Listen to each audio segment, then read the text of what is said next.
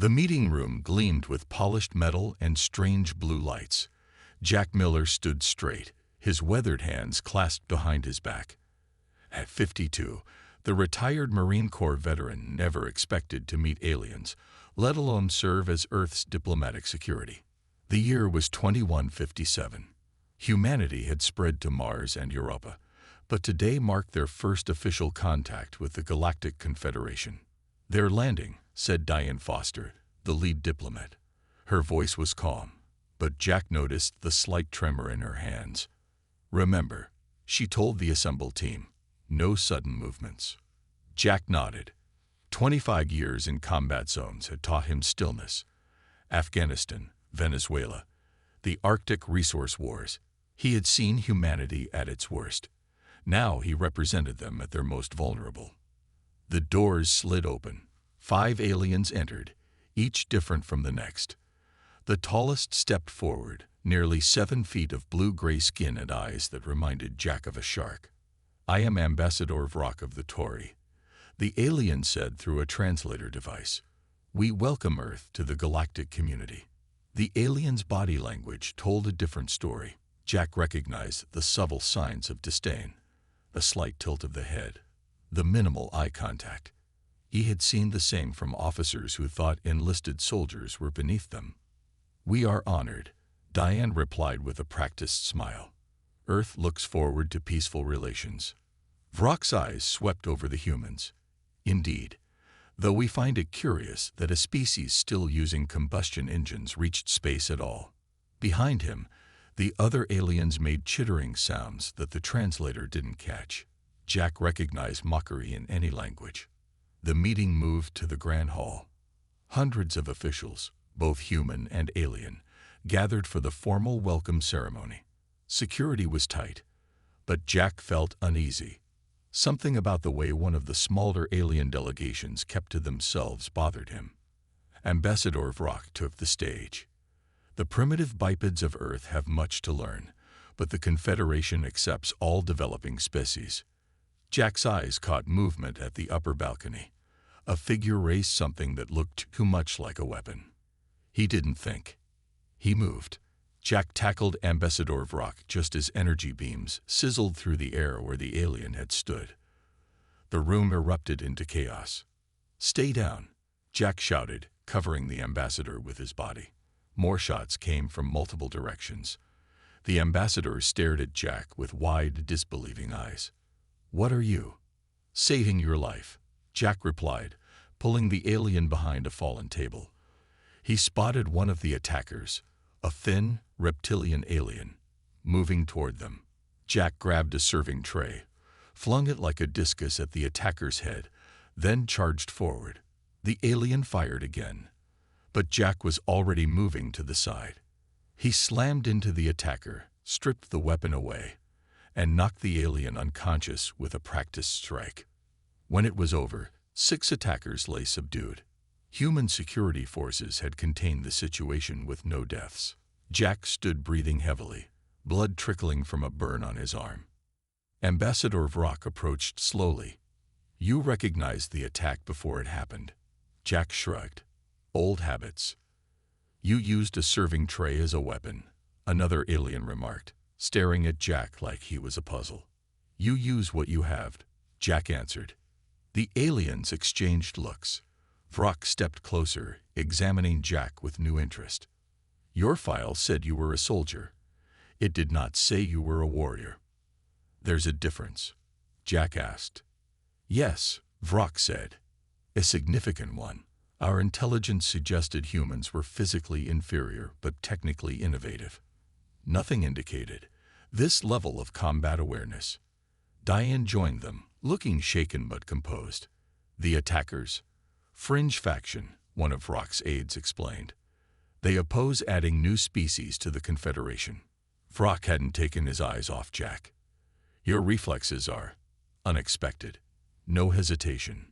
No fear." Jack thought about explaining that he'd seen worse in the Venezuelan jungle, but kept silent. "Perhaps," Vrock said slowly, "we have underestimated Earth." Jack met the alien's gaze. People often do. 6 months after the attack during First Contact, Earth received a formal invitation to join the Confederation's defense fleet. Jack Miller sat in the briefing room of the newly built United Earth Space Command, listening to Admiral Harris explain the opportunity. "They want 5 of our best," the Admiral said. "People with combat experience. Real experience." Jack nodded. He had already agreed to go, though he wasn't sure why the aliens wanted humans at all. Their technology was centuries ahead of Earth's. The door opened, and a woman with short brown hair walked in. She moved with the controlled precision Jack recognized from Special Forces operators. "Lisa Reeves," she said, extending her hand to Jack. "Former Navy SEAL." Jack shook her hand. "Jack Miller, Marines." 3 others joined them. Alan Diaz from Army Rangers, Grace Wong from Air Force, and Sam Collins from Special Forces, all veterans of Earth's bloodiest conflicts. 2 weeks later, they boarded the Confederation shuttle. The journey to Starbase Epsilon took 3 days in a ship that seemed to bend space itself. When they arrived, the human team stepped into an enormous station filled with aliens from a dozen worlds. The air smelled strange, and the gravity felt slightly off. "Welcome to Starbase Epsilon," said a tall, insect-like alien. "I am Lieutenant Kizcake. I will show you to your quarters." As they walked through the station, Jack noticed the stares, some curious, others dismissive. "They think we're pets," Lisa whispered beside him. "Or mascots," Jack replied. Their quarters were small but comfortable. After they settled in, Lieutenant Kiztek led them to the command center where Admiral Skarn waited. The Admiral was from the same species as Ambassador Vrock, but larger, with scars across his blue-gray skin. "So these are the humans," Skarn said, circling them slowly. "I expected you to be bigger." Lisa stepped forward. "Need me to lift something?" The Admiral signaled to an aide who brought forward a metal container. "Our standard emergency supply kit. Each soldier must be able to carry one." Lisa glanced at the container, then picked it up with one hand. The aide's eyes widened. On Earth, with its higher gravity, the weight would be considered moderate for a trained soldier. "Impressive," Admiral Skarn admitted, "but strength alone does not win wars." He led them to a holographic display showing a map of the galaxy. Red areas marked enemy territory. "The Scourge," Skarn explained, "a hive mind species consuming our outer colonies. We've been fighting them for 20 years. The images shifted to show alien creatures with multiple limbs and natural armor. They moved in perfect coordination, overwhelming Confederation defenses. "They think as one," Skarn continued. "They feel no fear, no pain. They do not retreat. Every enemy has a weakness," Sam said quietly. Skarn turned to him. "And what would humans know of such enemies?" "We know combat," Jack answered. "Different kinds, different enemies, but the principles remain." Admiral Skarn made a sound like a scoff. "Your species fights with primitive weapons. You've never faced enemies with technology centuries beyond your own." With respect, Grace spoke up. "Humans have often fought against technologically superior forces, and sometimes won." The Admiral stared at her. "Tomorrow, you begin training with Alpha Squad. They are our best. Then we'll see what Earth's warriors truly know of combat." As they left the command center, Alan nudged Jack. "They really think we're useless, don't they?" "Let them," Lisa said with a small smile. "I always liked a good surprise." That night, Jack couldn't sleep. He stood at the viewport in their quarters, looking at unfamiliar stars. He thought about Earth, so far away, and all the battles he had fought there. Desert heat, jungle rain, Arctic cold. Each had taught him something. He wondered what the Scourge would teach them. Behind him, Lisa joined him at the window.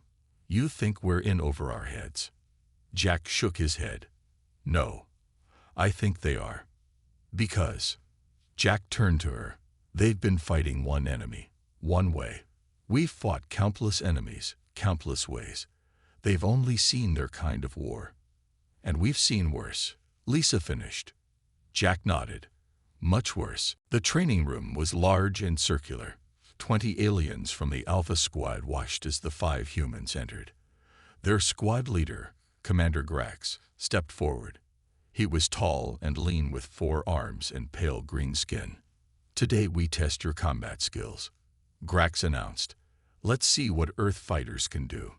Alan Diaz was called first. The former Army Ranger stepped into the circle, rolling his shoulders. His opponent was a hulking alien with thick red skin. "Tuvek is twice your size," Grax said, "but we will try to keep this fair." Alan just smiled.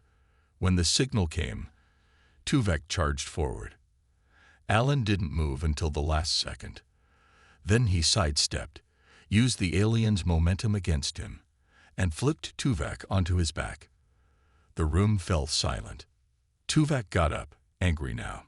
He swung his massive arms, but Alan ducked under them. Years of fighting in close quarters had taught him to use an enemy's size against them. 3 quick strikes later, Tuvek was on the ground again. "Enough," Commander Grax said, looking at Alan with new interest. Next was Grace Wong. They put her in a flight simulator against their best pilot, Zeal. The simulator mimicked a small fighter ship. The alien craft were faster than anything on Earth, but Grace adapted quickly. The aliens watched the simulation screens as Grace outmaneuvered Zeal again and again. She flew in patterns the aliens had never seen. "How did you learn to fly like that?" Zeal asked after the 5th time Grace defeated him. "I flew rescue missions during the Pacific storms," Grace said. "When you're dodging debris and hurricane winds, you learn to think differently." Sam Collins was tested on crisis response. The aliens created a scenario with multiple wounded soldiers and limited supplies. Sam worked with calm efficiency, making decisions that surprised the alien medics. "You saved the most critically wounded last," said the alien doctor. "Why?" "Triage," Sam explained. "In a mass casualty event with limited resources, you save those you can save first. It's hard, but it saves more lives overall." The alien seemed troubled by this logic. Lisa Reeves dominated the endurance tests. She completed the obstacle course in half the expected time, even with the unfamiliar gravity. Jack watched it all, noting how the aliens' attitudes shifted from dismissal to curiosity to grudging respect. His own test came last. Commander Grax led him to a dark room. "This is our fear chamber," Grax explained. "It creates realistic illusions of your worst fears." Jack stepped inside. The room changed around him. He was back in Caracas during the resource wars. Buildings burning, civilians screaming. He knew it wasn't real, but his heart raced anyway. Then came the Arctic, the cold that had nearly killed him, the jungle ambush that had taken his squad. Each memory hurt, but Jack kept walking forward. He had lived through these horrors once. The images couldn't hurt him now. When he emerged, Commander Grax looked confused. "You were exposed to 17 fear scenarios," the alien said. "Your heart rate elevated, but you never stopped moving forward." Jack shrugged. "Fear is an old friend." That evening, Admiral Skarn called them to the command center. His expression was unreadable. "Your performance was unexpected," he admitted, "but combat simulations are not real battle." "With respect, sir," Jack replied, "none of what we showed today was simulation for us. We've all lived it." The Admiral's eyes narrowed. "Tomorrow, we begin a special exercise, a stress test we designed for your team specifically." After they left, Lisa turned to Jack. "They're going to try to break us, aren't they?" Jack nodded. "They still think we're untested. They don't understand that Earth has already tested us in ways they can't imagine." Alan grinned. "So we show them." "We show them," Jack agreed. That night, the 5 humans prepared in their own ways. Sam checked their medical supplies. Grace reviewed alien ship controls. Alan exercised. Lisa cleaned her gear. Jack just sat quietly, thinking of all the battles that had prepared him for tomorrow. The aliens thought they were testing the humans. They didn't realize the humans had already passed much harder tests on Earth. Alarms blared through Starbase Epsilon, waking Jack from a deep sleep. Red lights flashed in the corridor as he joined the others rushing toward the command center. "This isn't the stress test," Lisa said, keeping pace with him. "This is real." Admiral Skarn stood before a large holographic display showing a small outpost surrounded by enemy ships. His face was grim. "The Scourge has attacked Colony 7, he announced as the humans entered. "They bypassed our early warning systems." Jack studied the display. The colony's defenses were failing. Hundreds of civilian lives were at risk. "We're deploying all available ships," Skarn continued. "Alpha Squad will lead the ground assault once the landing zone is secure." "What about us?" Alan asked. The Admiral hesitated. "You will observe from the command ship. You are not ready for actual combat against the Scourge." Jack stepped forward. "Sir, with respect, that's not your call to make. We've been in combat since we were younger than your newest recruits." After a tense moment, Admiral Skarn nodded. "Very well. You will join Alpha Squad. Commander Grax, they are under your command." The journey to Colony 7 took 6 hours in the Confederation's fastest ships. During the trip, Commander Grax briefed them on standard tactics against the Scourge. "They attack in waves," he explained. "First, the smaller drones, then the warrior caste. Their goal is to overwhelm through numbers." "Like army ants," Sam observed. "Like what?" Grax asked. "Earth insects. They swarm their prey." Grax nodded. "Yes, we counter with defensive formations and superior firepower." Jack looked at the tactical displays. "You always meet them head-on."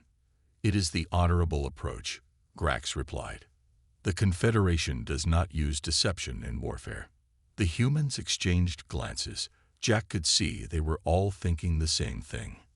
When they reached Colony 7, the situation was worse than expected. The Scourge had breached the main defenses. The Confederation ships formed a line and engaged the enemy head-on, just as Grax had described. Jack watched as the aliens' rigid tactics failed against the adaptable Scourge. When their shuttle landed near the colony's secondary base, they were immediately surrounded by enemy drones. Alpha Squad moved into their standard formation, a tight circle with weapons facing outward. It was textbook, predictable, and exactly what the Scourge expected. "This isn't working," Jack called to Commander Grax as more enemy forces approached.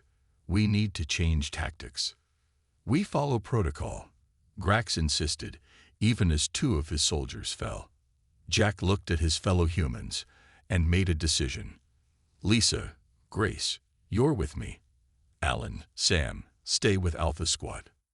Before Grax could object, Jack led Lisa and Grace away from the main group. "What's the plan?" Lisa asked as they ducked behind a damaged building. "Guerrilla tactics," Jack replied. "We hit them where they don't expect, then disappear." Using the colony's service tunnels, they circled behind the Scourge forces. Jack had spotted the pattern in the enemy's movements. They were focusing all attention on Alpha Squad's position, leaving their flanks exposed. Lisa found an abandoned security station with working weapons. Grace hacked into the colony's systems to create distractions. When they attacked, the Scourge didn't know how to respond to the sudden threat from behind. In space, the battle was going poorly. The Confederation ships maintained their rigid formation, even as the Scourge adapted. A whole squadron was trapped. Lisa spotted a damaged shuttle. "I can fly that." "It's half destroyed," Grace pointed out. "I've flown worse," Lisa said, already moving toward it. Jack watched as Lisa launched the battered shuttle into space. On the command ship's screen, they saw her execute maneuvers that seemed impossible, drawing Scourge ships into a debris field that damaged their sensors. The trapped squadron escaped. On the ground, Alan and Sam had convinced Commander Grax to split his forces into smaller, more mobile teams. By the time reinforcements arrived, the tide had turned. The colony was secured, though at a heavy cost. Admiral Skarn found Jack helping wounded aliens into medical shuttles. Your tactics, the Admiral said quietly. They were unconventional. Jack wiped blood from his hands. They worked. Yes, Skarn admitted. They did. The War Council chamber was silent as Jack finished speaking. 12 alien commanders stared at him with expressions ranging from shock to disbelief. Admiral Skarn stood beside the holographic display, his face unreadable. Let me understand, said General Vex, a tall, spindly alien with translucent skin. You suggest humans are better prepared for this war because your species has spent thousands of years killing each other. Not better, Jack clarified. Different. We fought wars in every environment, with every level of technology, for every reason imaginable. 1 week had passed since the battle at Colony 7. The Confederation leadership had called this special meeting to understand how 5 humans had changed the course of a battle their best troops were losing. Lisa stepped forward. On Earth, warfare evolved constantly.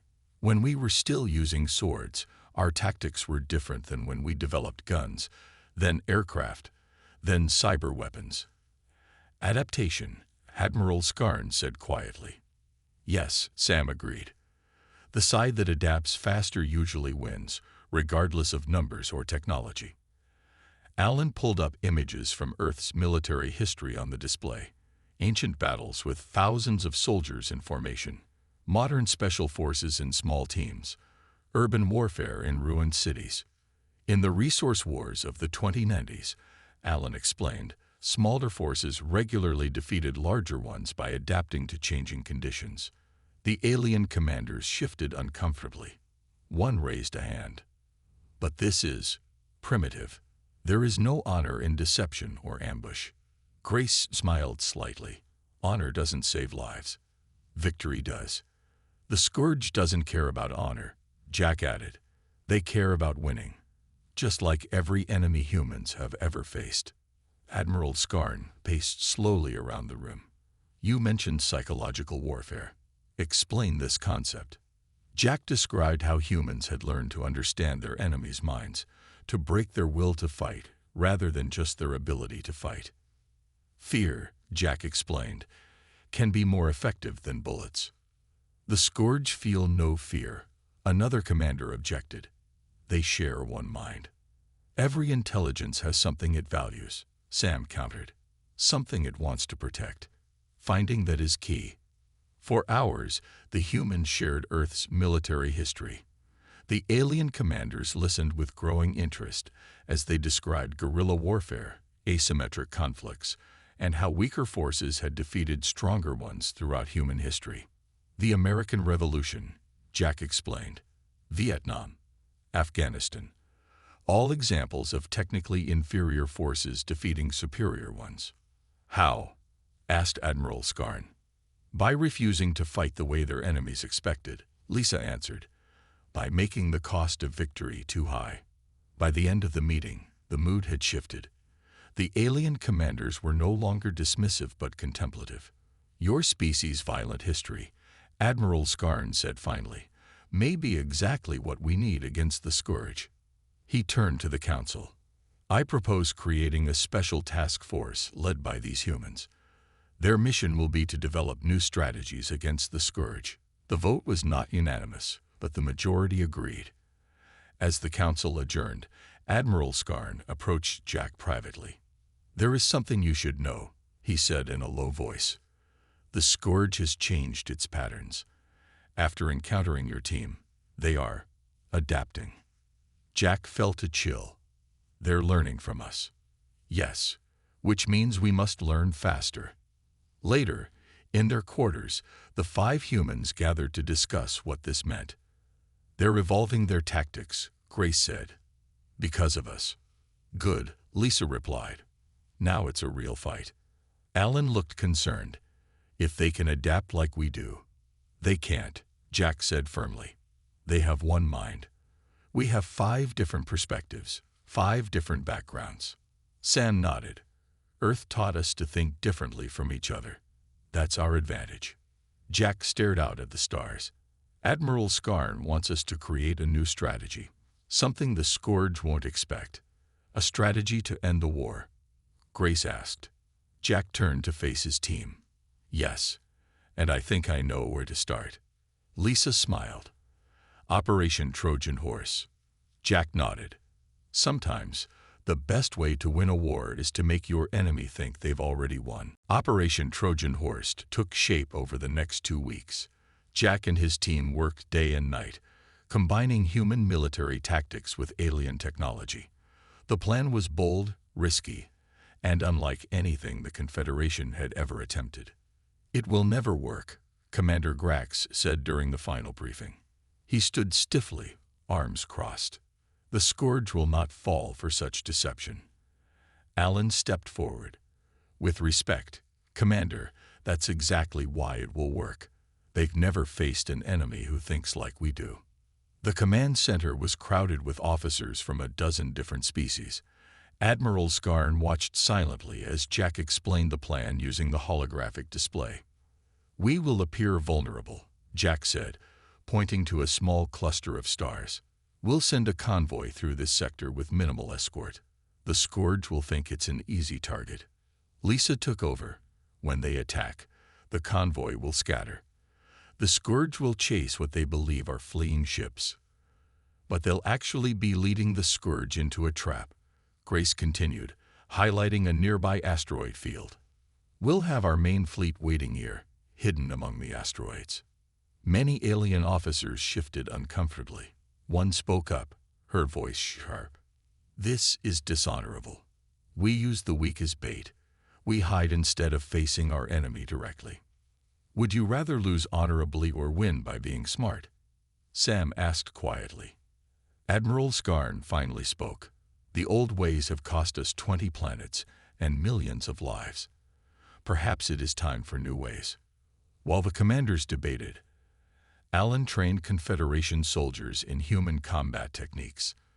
In the large training hall, he showed them how to move unpredictably, how to use terrain for cover, how to think independently. You're too predictable, Alan told them. You need to surprise your enemy. A blue-skinned alien soldier looked confused. But our battle manuals say.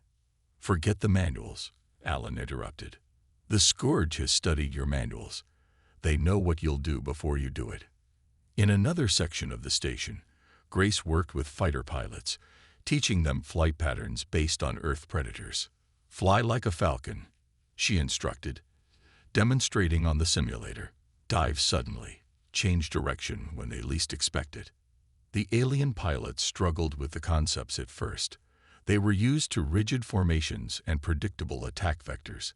But gradually, they began to understand. Back in the command center, the debate continued. Many officers opposed the plan, calling it too risky. We will lose ships, one commander argued. Civilians could die. We're losing ships now, Jack countered. We're losing entire colonies. Sometimes you have to risk something to save everything. Lisa stood beside him. On Earth, we learned this lesson the hard way. Many times.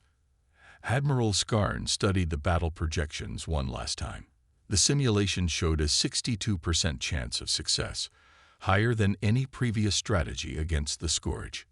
We will proceed with Operation Trojan Horse, he announced finally. The human team will lead the mission. As the officers filed out, some still grumbling about honor and tradition, Jack felt the weight of responsibility settle on his shoulders. This wasn't just about proving humans could fight. It was about saving lives, alien lives. Sam approached him quietly, having doubts. Jack shook his head. No, but I understand their concerns. We're asking them to change everything they believe about warfare. Change or die, Sam said simply. 3 days later, the fleet was ready. The bait convoy consisted of transport ships retrofitted with special engines that made them appear damaged. The main fleet waited in the asteroid field, weapons powered down to avoid detection. Jack and his team boarded the command ship. As they prepared to depart, Admiral Skarn met them in the launch bay. Your plan goes against everything I was taught, he said. But perhaps that is what we need. He hesitated, then added, the human perspective. Jack nodded. We'll make it work." As the ships moved into position, Jack thought about Earth, so far away. The battles fought there had prepared him for this moment. The endless conflicts that had shaped humanity's approach to war might now save an entire civilization. Lisa joined him on the bridge, ready to make history. Jack smiled grimly, ready to end a war. The command ship bridge was silent except for the soft beep of monitors. Jack stood beside Admiral Skarn, watching the main screen as the bait convoy moved through the target sector. Every person on the bridge held their breath. "Scourge vessels detected," a sensor officer announced. 3 carrier ships approaching the convoy. Jack nodded to Lisa. It was time. "Begin Phase 1, Lisa ordered. The convoy ships suddenly scattered in different directions, just as planned. Their engines left trails that made them appear damaged and vulnerable. On the screen, the Scourge ships split up to chase them. "They're taking the bait," Grace said quietly. But something was wrong. Jack could feel it. The Scourge were reacting too quickly, too efficiently. "More Scourge ships detected," the sensor officer called out, his voice rising. "A lot more. They're coming from Sector 7. Admiral Skarn turned to Jack, his eyes wide. "That's behind our ambush fleet." Jack realized what had happened. It's a trap. They knew we were coming. The main screen showed a new swarm of Scourge vessels approaching from behind the asteroid field, where the Confederation's main fleet was hiding. The hunters had become the hunted. "They adapted to our strategy," Sam said grimly. Jack made a quick decision. Change of plans. "Tell the convoy to maintain course, not scatter, and get me a direct line to the ambush fleet." Admiral Skarn looked alarmed. "You're changing the operation now." "Without planning." "Planning got us into this trap," Jack replied. "Improvisation will get us out." Jack sent new orders to all ships. Instead of springing their ambush, the Confederation fleet would emerge from the asteroid field in a tight defensive formation. The bait convoy would not run but would charge directly at the pursuing Scourge ships. "What are you doing?" Commander Grax demanded over the comm. "The Scourge expected us to be deceptive," Jack explained. "So we're doing the opposite. We're being predictable, like the Confederation used to fight." It was a desperate gamble. The Scourge had prepared for human tactics, not realizing humans could also think like aliens. The battle erupted across space. The Scourge forces closing in from behind found themselves facing a solid Confederation defense instead of scattered ships. The convoy ships, now racing toward their pursuers instead of away, confused the front line of the Scourge attack. "It's working," Allen reported from his position coordinating the ground troops on the lead ship. "They're hesitating." But the advantage was temporary. The Scourge quickly adjusted, and their superior numbers began to tell. Ship after ship reported damage. "We need to split their forces," Jack said, studying the tactical display. "Lisa, can you do it?" Lisa nodded and took command of a small attack squadron. She led them in a series of maneuvers that looked like retreats, but were actually drawing key Scourge ships away from their main formation. On the command ship, a direct hit shook the bridge. Sparks flew from damaged consoles, and several alien officers were thrown to the floor. "Hull breach on Deck 4, someone called out. Admiral Skarn looked at Jack. "Your plan is failing." "Not yet it isn't," Jack replied. He pointed to a gap that had opened in the Scourge formation. "There's our chance. All ships, focus fire on grid sector 12B." The Confederation ships redirected their weapons. The concentrated fire tore through the weakened section of the Scourge fleet. For the first time, the hive mind seemed confused, unable to coordinate properly. Lisa's squadron had successfully drawn away the Scourge command ships. Without them, the rest of the Scourge fleet began to lose cohesion. "Push the advantage," Jack ordered. "Don't give them time to regroup."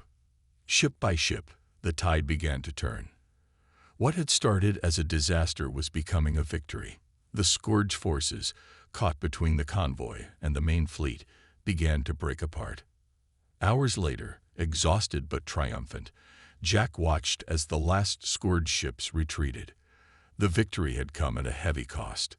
Nearly a third of the Confederation fleet was damaged or destroyed.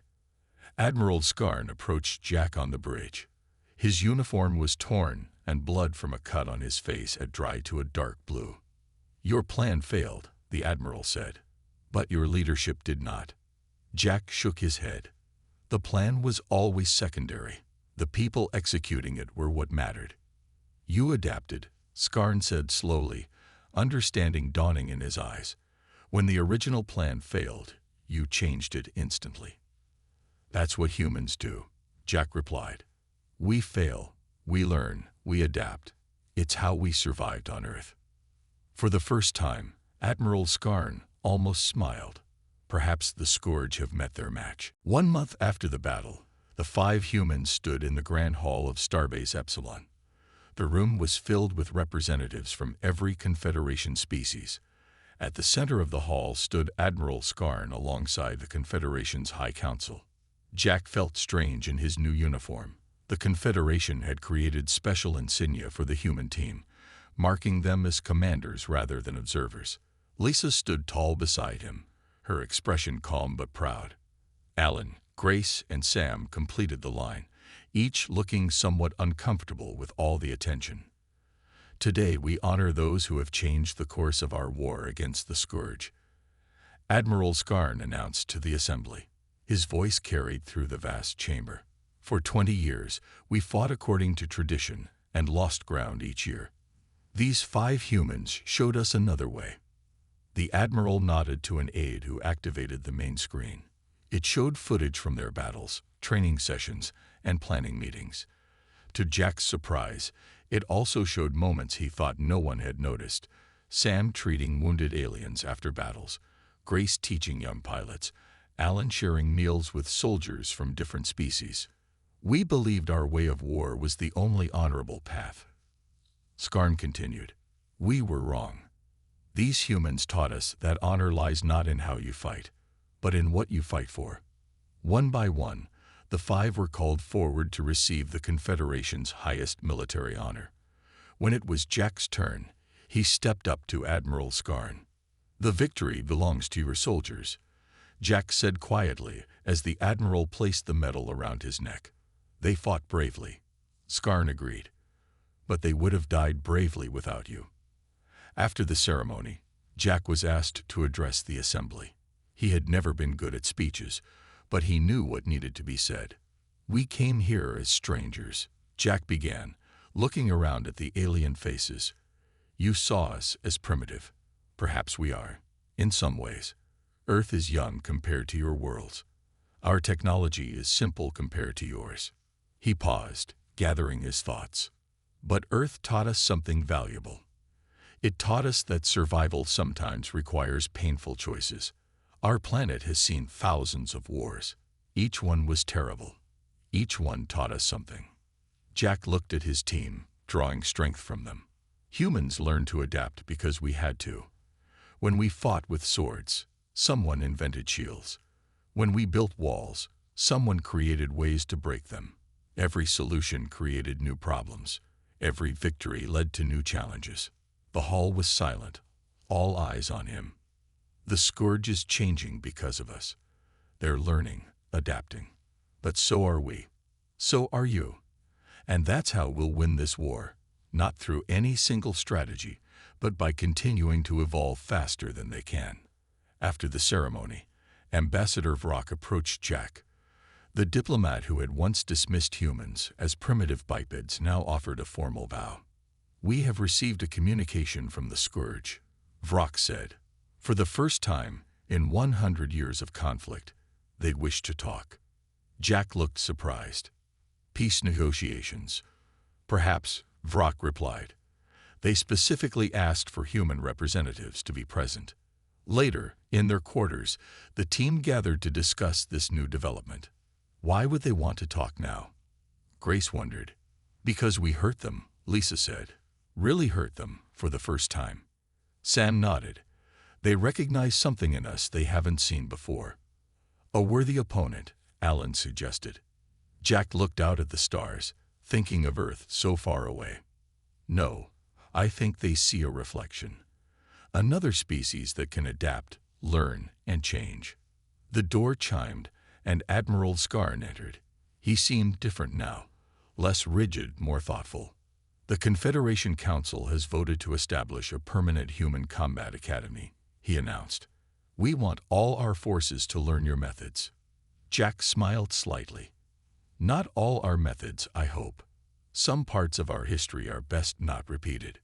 Skarn placed a hand on Jack's shoulder in what he had learned was a human gesture of respect. When you first arrived, I told Commander Grax that humans knew nothing of true combat, the Admiral admitted. I was wrong. We thought we knew combat, but Earth's warriors had seen worse, and that perspective may have saved us all. Jack looked at his team, not just soldiers now, but bridges between two very different ways of thinking. It's a start, he said.